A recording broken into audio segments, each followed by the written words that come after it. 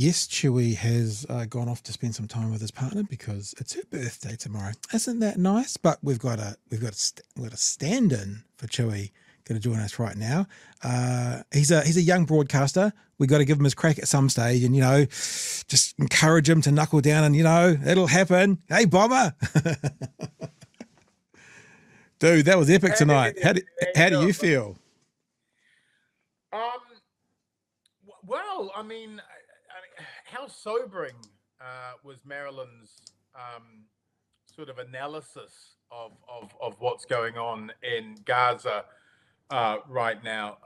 I just, has it been a year already? Has it been 12 horrific, obscene months? I mean, we've witnessed in real time a war crime, the dimensions of which just seem to make everything pale into insignificance. Over 40,000 dead, 10,000 still under the rubble, 180,000 dead from secondary cause. We're knocking on 250,000 dead, and I just think that her perspective and where she's coming from is so brave as a Jew, standing up against your own people for something that takes a courage beyond the rest of us. So I just want to give as many mad props and love to her as possible. That's the first and foremost, and I'm glad that you're letting her come back on and talk about the book. That's totally really good. In terms of the show, hey, look, I don't know. It seems to have gone down well. I think some people were pretty shocked at the format, but I think people felt they heard some stuff they didn't know. They heard the arguments stressed out and fought, and they made their own decisions. And that's the beauty and the joy of living in a liberal progressive democracy.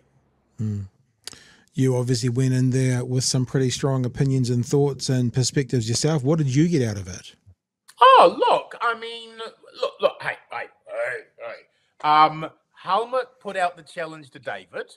I will debate you anytime, any place, anywhere. David went, okay, the working group. I came to this debate not as some neutral host, for crying out loud. It's a 3-person, a libertarian, and an even more crazy libertarian versus Helmut. That was never going to be that kind of, I was going to always be very antagonistic. And I don't think, if the idea that I have some hidden left-wing agenda is a shock to you, hey, come on.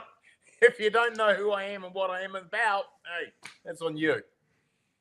A little bit jealous, have to be honest. Green-eyed monster. I saw 6,000 live viewers, 6,000 lives at one stage. Well, that was only our YouTube. That wasn't taken in the RNZ, Māori TV, and New Zealand Herald feeds either. Yeah, I had a look on New Zealand Herald, and I saw they were playing it through their player, so you wouldn't have got credit for that on your YouTube channel. Yeah, I know. I thought, hang on, you should have, just upload us, just embed us. That'll be fine, thanks, sir. We'll just see that. Yeah. Oh no, it was very good, sir. And people in the chat right now are all were stoked. I mean, they came across. Hey. I mean, I felt the weight of the whānau on me for this. I mean, I wasn't going to allow the working group or me to be used as a vehicle for some crazy nonsense. I was always going to challenge it. David knew I was always going to challenge it. That wasn't a surprise to Damien either. I mean, I think people who tune in and know what we're about and see the very clear ideological differences, it wouldn't have been a shock for them. But I would imagine for some New Zealanders, it was my God, what's happened if the Russians taken over the media, Hey, while you're saying that, completely off topic, TVNZ and their One News, potentially their onenews.co.nz going to be canned. Oh, isn't that insane? But here's the thing, right? You have just shown tonight, right, the audience that we, groups like us, can get, let's be honest, on the smell of an oily rag. I have been in conversations with, I probably shouldn't say who, but some pretty senior management at TVNZ who said for such a long time, we should figure out how to get, we should try. Why aren't they reaching out to us? Why aren't they going, you guys can own your stuff. We could broadcast your stuff to match made in heaven. Why are they being so precious that there's product out there that would cost them 1/20th what their thing is, and we could all still make money? What's it all about? I think that you've got a mainstream media environment, particularly when it comes to advertising, who are very, very nervous. Shows like yours, I mean, BHN, let's be honest, you call it the way you see it. Now, I love that, and I stand shoulder to shoulder with you on that. But you can easily see, can you not, if, let's say, you were on TVNZ, how quickly somebody from the right, and there are lots of right-wing trolls, right, who would suddenly want to take offense at something you said and start a social media campaign to the problem when you intimidate advertisers and when you intimidate the media with threats of boycotts is that it actually works. So it's better for them to have something tame and safe than something that might spook the horse. There's two answers to that. I've had that conversation with the senior management, right? Well, there's three answers. The first one is if we were bigger than Hoskins, they wouldn't give a fuck because they just see it as numbers and advertisers, right? They wouldn't. They wouldn't care. Right, you're right. The second thing is, so they get a right-wing podcast on as well that shows after us or before us. But the third thing, which I think is most realistic and most plausible, is they bought The Daily Show, Jon Stewart, and they played it. Left-wing perspective. Oh, why are you playing that? Well, we don't own that. We're not producing that. We're buying it and showing it to the people who like it. BHN working group. Well, we're just buying it. It's their product. Nothing to do with us. We're just buying it for our customers that do want it. That's the way around it. It's a piece of cake. And if only our goddamn wisdom was listened to. I just think that in the new media environment that we're in, and it's one, let's be honest, BHN has been the standard. You have set the late night standard. You have generated a live audience larger than most of the mainstream media programs, right? Mm-hmm. You've actually gone out there into this uncharted territory and made it your own. And I just think that the reality is, if when they shut down News Hub, that was the third largest news site in the country. Yeah. One News, I think, is the second largest. And when you cut back and cut back and cut back, and you put more and more information behind paywalls, you create two classes of citizens, two classes of information citizens, people who know what's going on and people who've got no bloody idea. And the whole point of the fourth estate was to keep people aware. Hey guys, here's some bad shit going on. You should be concerned about this. If that's all happening in gated communities, well, those gated communities are served, but the wider public isn't. And that's why I think the future for BHN and the working group is it's good because the situation and the responsibility of fourth estate journalism is still there. It's just that we're the only ones doing it now, Yeah.